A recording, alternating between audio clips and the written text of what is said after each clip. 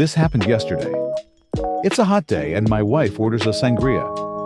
As the waitress is bringing it to us, a woman stops her and says, "That's a nice-looking drink. I would like it."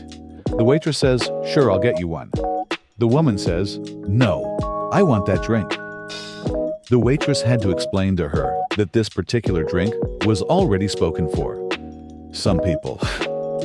Spring Air Japan, Flight IJ-005, flying Narita, Japan to Shanghai on December 1st. A man boarded and demanded another passenger swap seats so he could sit next to his girlfriend. The other passenger refused. The flight attendant told him to take his assigned seat. For the next 2 hours, he continued to complain to the flight crew over how unfair this was. He was so incessant with his poor behavior that after about 2 hours, with about 30 minutes until landing, the pilots decided to return to Narita to have the passenger removed in his home country. The other passengers were given 10,000 yen for the inconvenience. We have a home in a gated community in Florida with a boat ramp and dock in a lake. The community doesn't own the lake, and other homes around the lake have their own private access. Our access is for homeowners within our gated community only. A few years back, some homeowner installed post and a padlock chain across the boat ramp, preventing anyone from putting in boats. No idea who did it, but the HOA cut the lock and removed the chain. So ridiculous. Last year, a homeowner, no idea if it was the same one, had their boat in at the dock and would drive his truck down and park it on the grass by the dock. Parking on grass isn't allowed as it kills it. He was told numerous times to stop and to park in the small lot farther up from the ramp. Finally, all that worked was for the HOA, via board volunteers, to put up 2 no parking signs on the grass, space to block the possibility of parking. From then on, he started parking on the pavement at the bottom of the ramp, blocking anyone else from putting in a boat. Again, he was warned, and didn't change his ways, until one day when someone was actually blocked and notified a board member to call towing. The tow company came out, and at some point in the process, the truck rolled back into the lake up to the doors A. I'm sure insurance covered the damage, but still nice that he had to deal with karma for his entitlement.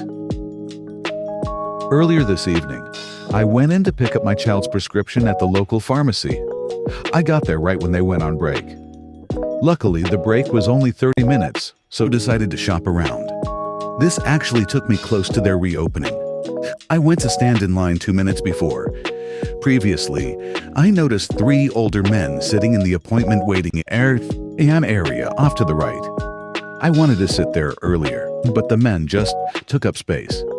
Anyways, I was in a hurry and was happy to be first in line. I'm looking at my phone and notice from the corner of my eye one of the guys coming up and standing in front of me.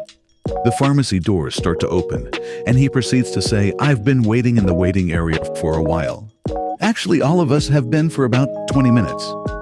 I look at him and say, "I'm standing in line as we should be." He continues to say, "Well, we've all been waiting and should be first." I then tell him in my most annoyed voice, "I've actually been waiting for 30 minutes and just shopping in the store. Wouldn't that count?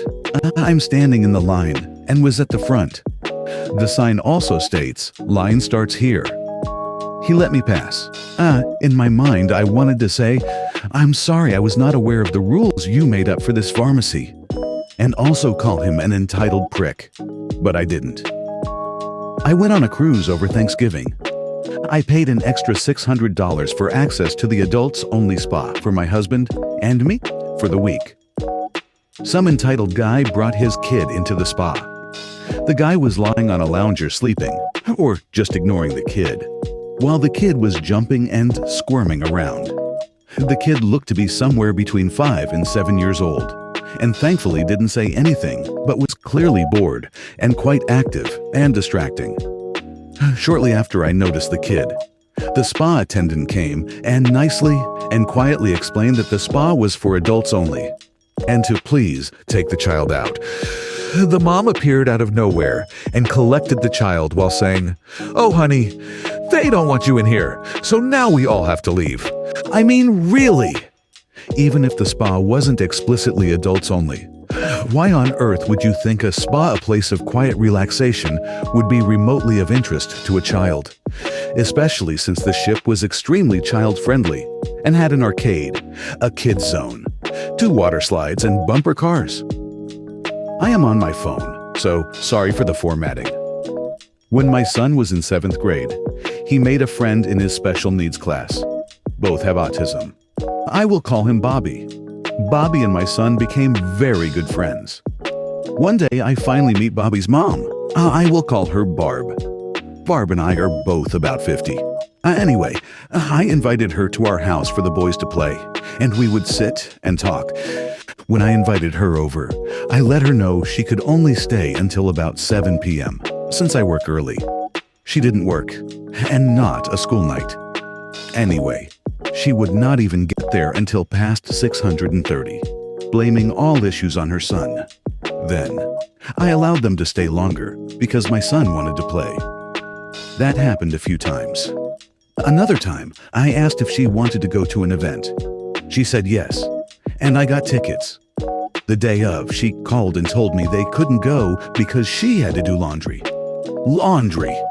Anyway, she did decide to go. A bit said she didn't have gas, so Elle offered to buy her gas. They finally showed up about 2 hours late, and that was a whole event in itself. There were a lot of other things that happened. I put up with it because Bobby and my son were good friends. Anyway, one day, she texts me and tells me that her church had given her gas money, and she was moving to be with family in another state, about a 2-day drive. I wished her well. A couple days later, she texts me and tells me she is in a city about a half-day drive from here. She was in a hotel because Bobby was sick. Someone had paid for the hotel. In my opinion, she should have just put him in the car and drove and gotten there. Sounded like just a sickness, nothing major. Anyway, she texted me a sob story about how the church only gave her some snacks, and they were gone. So now they were hungry. They had decided they will get Subway, and here is her Venmo, so I can send her money to eat. I didn't even reply, and haven't heard from her since. I am engaged to my fiancé. I am Asian, and he's white. In my culture, we have what's called a bride price. It's an agreed upon by both parties an amount of money the groom pays to the bride's parents, or a sibling if parents are deceased. In my culture, our weddings lasts 2 days, and it's long and tedious. So Leave made it clear to my fiancé from the beginning that we'd be having an American wedding instead, and he's fine with it. My sister thinks we are having a wedding in my culture, despite me telling her at least twice in the past it'll be an American wedding. Long background short, all my many siblings basically left the burden of taking care of our parents onto not too long after I finished high school. My dad has passed for over a decade now, so it's just been my mom and me. They neither extended a helping hand, nor barely helped, even when my mom asked them for just errands for her, and always deferred it back to me. Even when my elderly mom had a stroke and needed 24/7 care, I told them I will need help. They all say they'll help, but don't. Even my brother who lived with us at the time barely helped. And my mom is in a nursing home now getting proper care, as she also developed dementia after her stroke. My mom, of course, cannot handle finance. My sister messaged me the other day, and wedding planning came up, and she mentioned the wedding in my culture, since fiancé and I haven't really planned anything, as a wedding is not priority. I told her I won't be having a wedding in my culture because none of my siblings deserves the money. But she told me she deserves the money because she helped take care of me when I was younger. 8-year age gap between us. Spoiler. She got married not too long after finishing high school and moved out of state to live with her husband. So she literally only helped my parents babysit me here and there until maybe I was 10 or not even 10. Y'all, my brain stalled and I could not think of where the audacity came from. And every time I think of it, I still can't wrap my mind around the entitlement. So now wedding plans changed and she is no longer invited. And won't know any of my plans either.